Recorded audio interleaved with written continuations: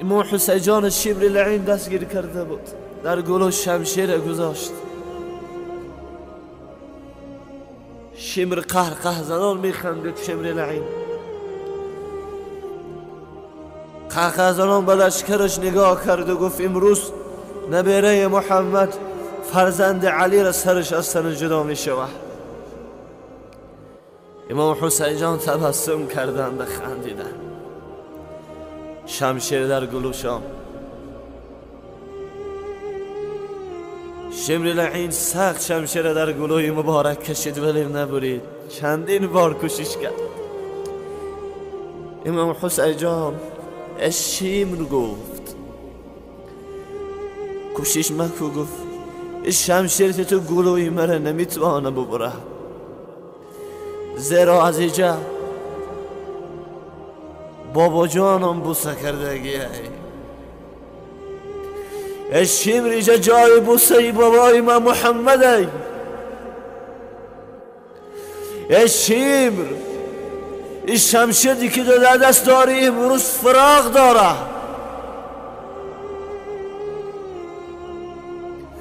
اینجا جای بوسه رحمتا للعالمین است. نمیتونه اینجا شمشیر تو پای کنه. شمر از پشت گردن ببر.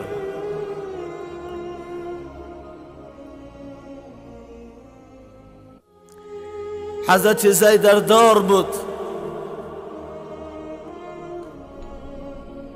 همه انتظار بود که زید چی میگه. صحابه نزدش آمد، گفت زید به حبیب خدا چی برسانو؟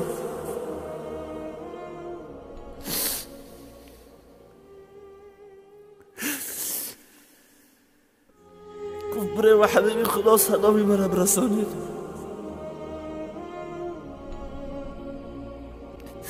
بگی که فردا در روز حشر، در روز رستاقی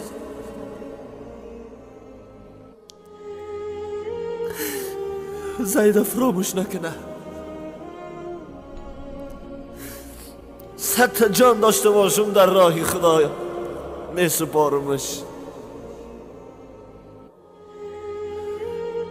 ای وفاداری، ای محبت به دین خدا، ای محبت به محبوب خدا، ای محبت به حبیب خدا صلی الله علیه و سلم.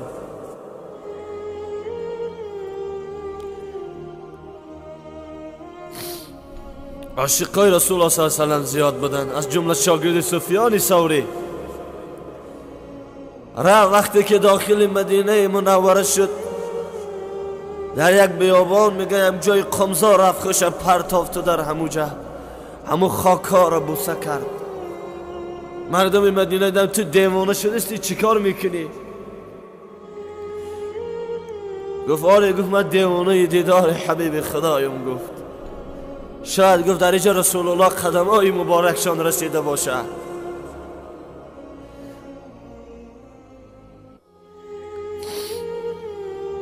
امروز نام رسول الله صلی الله علیه و سلم گرفته میشه، چی شخصیت صلوات میفرسته؟